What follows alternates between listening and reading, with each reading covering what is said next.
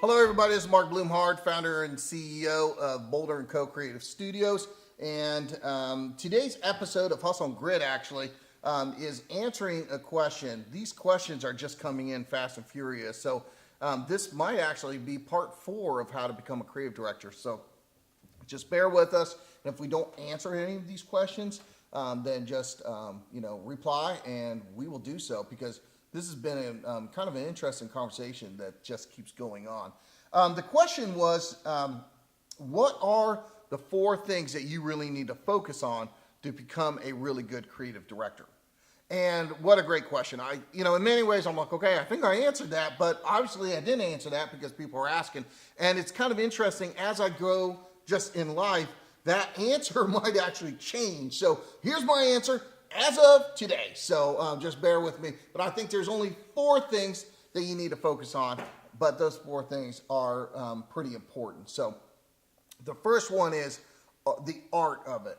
You've got to, I have so little respect for creative directors that are not able to produce their work. Now, one of the last episodes we talked about was the difference between an art director, and that art director actually does the technical or the tactical execution of the art. So they do that, and then the creative director is more the strategy. But I'm sorry, kind of the world I've come from and the world that we have right here and now at Boulder, we expect our creative directors to do both. And let me tell you why, right? This is pretty important. We'll do a national search for a creative director. We've got creative directors, calling in and writing in, sending their stuff all the time. I immediately ask them, do you have the expertise? Can you do the work? And right away, that separates the sheep from the goats, if you will. They'll say, oh, I'm more of a strategist. Well, if you're more of a strategist, then I need to know that. And the problem is, if you're more of a strategist, if that's what you bring to the table, you better be amazing at strategy. I'm sorry, and it's so many times when I see a creative director and they're like, oh, we're actually more of a strategist, then you're kind of killing me, because I think we kind of all are strategists, right? So if you're at that level as a creative director, I really expect you to be weighing in heavily for strategy. So it doesn't really sit well with me if somebody says, hey, I can't really do all that, but I can tell people what to do. I'm a great strategist. It's not going to cut it with me. And in many shops I've worked with, it's not going to cut it with them either, because they've gone through the ranks. Those people have gone through the art schools. They've gone through all of it. And how can you tell somebody to do something that you actually don't know how to do yourself? And it becomes extremely frustrating, right? So the creative director will sit there, and I've heard this so many times. If that creative director does not have the expertise themselves, this is what's going to happen. Well, yeah, no, it's not quite what I was. No, you didn't quite get it. No, it's really hard for me to explain. I'm like, no, it's not quite right. And that's all I hear all day long. I'm like, I don't need that. I need answers, and the client needs answers. So if you can't deliver, in my book, sorry, you're not a creative director. So the first thing is understand the art. And when I talk about art, I mean all of it. You should be able to get in front of a computer, work on Illustrator, Photoshop, Indeed, InDesign. I think that you should actually be able to look at videos and give your expertise on videos. You should, if you're really creative, you should fear no medium. You should be able to look at copy. You should look at a poem. You should look at all this stuff and be able to weigh in as a creative director, because you're the expression. You're supposed to be the gatekeeper of that brand. And if whatever we're doing is not an expression of that brand, you should have enough expertise, enough self-awareness, enough wherewithal to be able to weigh in on that conversation at a very high intelligent level. Not going like, oh no, they just didn't get what I wanted. I'm like, come on, people. That's not what we get paid for. That's not what the client wants to hear. You are saying that because you're weak, period, right? And we don't hire weak people. So, sorry, a little bit of editorial. That's reality, folks. Okay, second thing is learn. I mean, read. You need to read ferociously, people. Oh my goodness. when I go into a meeting, I practice what I preach, okay? So I got a PhD, and you're like, oh, you got a PhD in this stuff, right? I'm like, no. Hell, hold on here. When I go into a meeting, I want to make sure that I'm the most well-read person in that meeting, right? Period. I'm not the tallest, best looking, skinniest, but you know what? When I'm in a room, you better believe I'm one of the most well-read. So when I go in there, it's kind of funny. I tell the clients, I'm short, fat, white, and ugly, but hey, I know my stuff. And you just kind of separate. They're like, wow, he really does. He's got a lot of confidence. They start talking about some business book. I'm telling you, if I haven't read it, I get in the car and I order it. And it comes in on Amazon Prime in 2 days, and I'm reading it. And guess what? I remember it because that's my lifeblood. And I take my job incredibly, what's the word I'm looking for? Serious. And as a creative director, if you don't have this huge, wide foundation of knowledge, if you are not humbly sitting on the shoulders of giants, then what do you have to offer? You have nothing but opinions. And I'm telling you, when we go into boardrooms, the last thing that the CEO is looking for is another opinion. He's got his buddies to drink beer with. He's got his wife, or she's got her husband, or whatever it is. They don't need somebody else with opinions.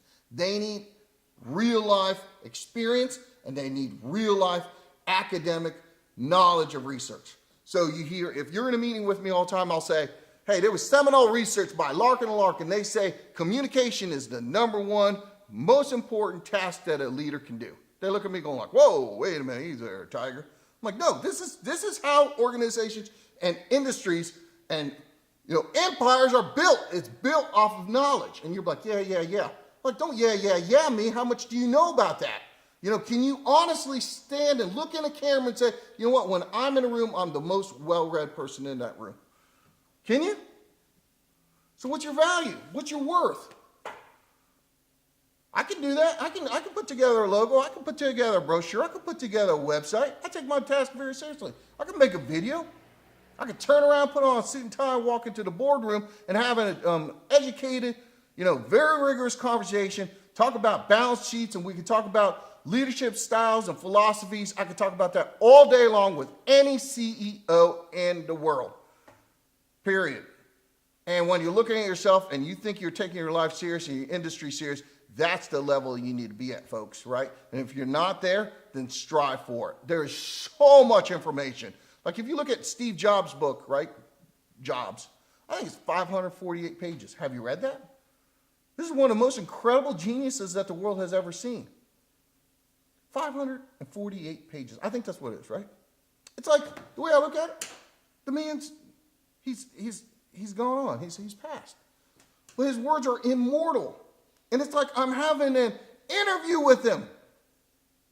Like 548 pages he's telling me about his life. And it blows my mind. Some people are like, hey, living or dead, what's the one person you'd want to interview? People say Steve Jobs. Seriously? Did you read his biography? Yes or no?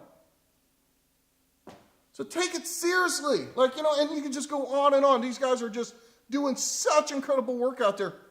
And it never in the history of the world, I don't think, is that we're so collaborative. People are just so willing to share. They're just so kind-hearted. They're just putting this stuff out there, all on social media. I know I'm not talking about these social media giants that say the same thing again.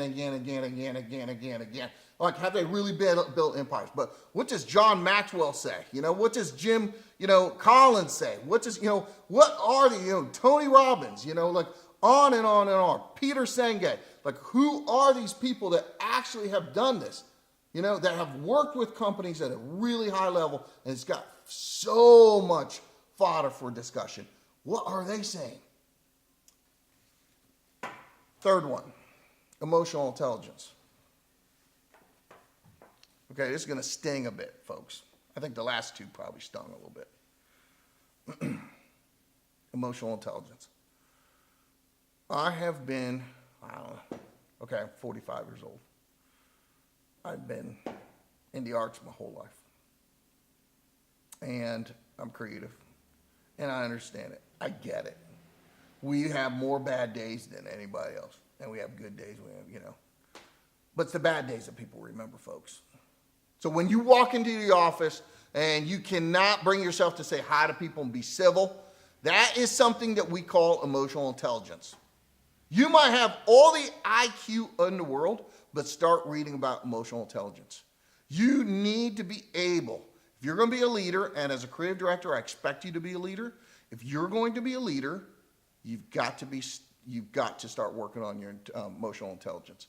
I've worked with a lot of people that have shown promise, and they're brilliant, and they have a lot of passion for the industry, but they are unqualified for a leadership position because of one thing: emotional intelligence.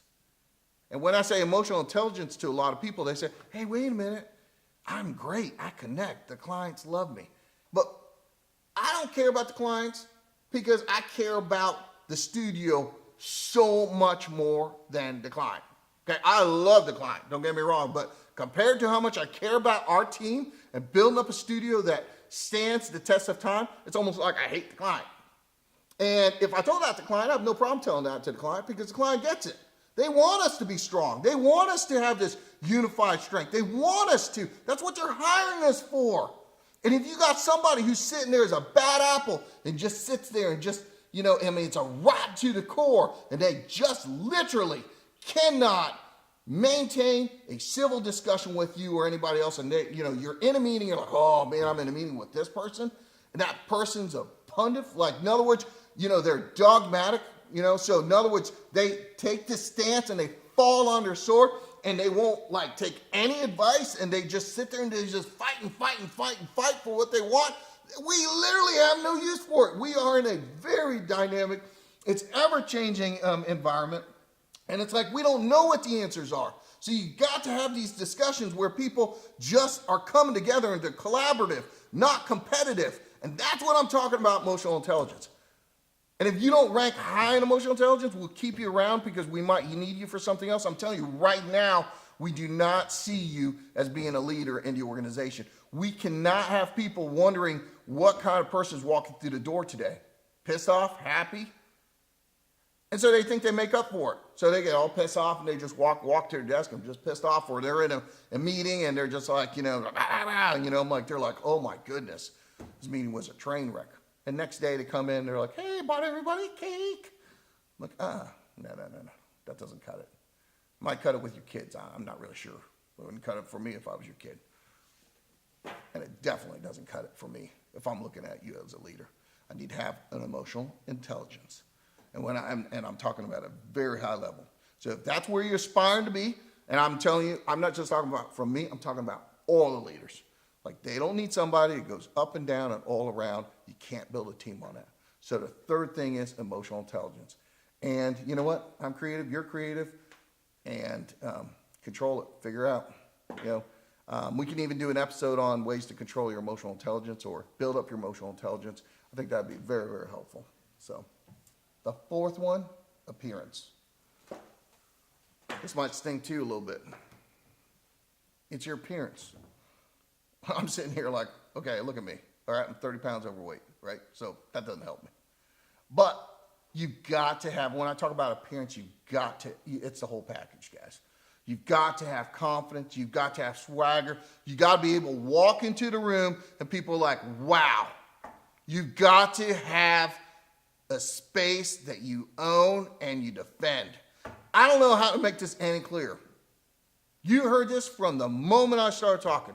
I know who I am as a creative director or brand strategist or a CEO or founder. I know exactly the space that I command, and I command it, right? And what I try to do is to be personally humble, but professionally fierce. You feel this fierceness, okay? So when I walk into a room, I command attention, I command presence, because I know that I'm the most well-read person in the room. I'm 5'8", so I'm short, right? But I'm a giant when it comes to this industry. And as soon as I start talking, you guys know it. And that's what the clients pay us for. They don't need to have they don't need anything else. They have problems and they need solutions. They've got questions and we're gonna give them answers.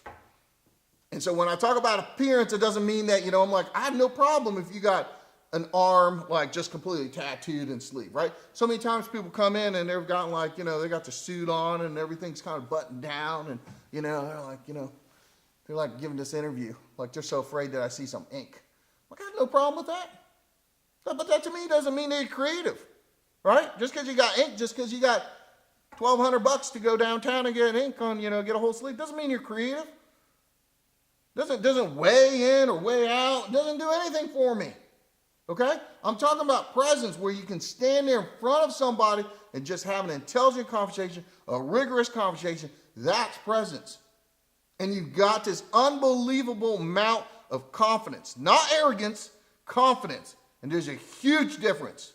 Arrogance means that you're dogmatic. Dogmatic means that you have these really strong opinions that you just can't prove. So somebody's dogmatic about religion, for example. Everybody knows people are dogmatic, right? I'm like, oh, please just shut up, right? That's dogmatic. I'm not talking about dogmatic. I'm not talking about arrogance. I'm talking about confidence. So when we come into a room, right, we have what we like to say, we have confidence and not conviction. And the difference is that we have confidence. We'll figure out the answer, right? Conviction means that we don't have the answer yet. And I'm telling you, if you're a creative director and you're hearing this, this is one of the biggest secrets that you can have. Because I'm telling you right now, the client's sitting there going like, dude, you don't know everything about our industry. It is so refreshing for them to hear you say, hey, we've got confidence. We can figure this thing out, but we don't have conviction that we have all the answers, right? But between the two of us, we'll figure it out. So that's the last thing, the appearance. And I mean, maybe I should say instead of appearance, I should say presence. Okay? So let's do that. That's way better, right? So we got presence. So let me go through that one more time. First one is, you got to know the art. Okay? Fear no medium. If you're creative, fear no medium, right? And learn it. Don't sit there going like, oh, that wasn't really what I had in mind. That's not really what I'm like, come on. Every time you say that, my confidence in you just goes boop, boop, boop, boop, boop, boop, boop. 2, learn. Learn. Read. And retain, people. I'm not talking to stop. That's why I'm saying learn. I'm not saying read. I'm not saying, whatever. But learn. Like, be able to have an intelligent conversation. Good to great. Blue ocean strategy. Like, I can go on. Sense of urgency, John Cotter. I can go on and on and on. I probably have about 200, 300 books that I can speak intelligently to. Like, I could just talk about it. Like, learn this stuff. This is your livelihood. Take it serious. That's the third one. Is emotional intelligence. If you think you're going to climb the ladder of success as a creative and you don't have emotional intelligence, you're fooling yourself. And the people that don't have emotional intelligence, they blame everybody else and everything. But if you really got down to it, the studio has no respect for you and they have no trust in you because they don't know who's walking in the door. Like, nice Bob or mean Bob? Happy Bob or sad Bob? And how can you build a team on that? The fourth one, presence. It's not appearance. It's not good looks. It's not being tall. It's about having presence. Do you have presence? And you can get yourself presence by having confidence. Not arrogance, confidence. And the difference is one's an opinion and the other one's a very, very strongly researched, either industry experience or academic research. And it blows my mind how many people are missing that. It does. Sorry. You might say you're reading, but you can't hold a conversation. And that's the number one thing that I would say. If you're 19 years old, 20 years old, and wondering how to put gas on your career, read. And more than read, learn. Trust me on this one. Learn more than your boss. Learn more than the owner. Learn more than the client. Be able to speak about it.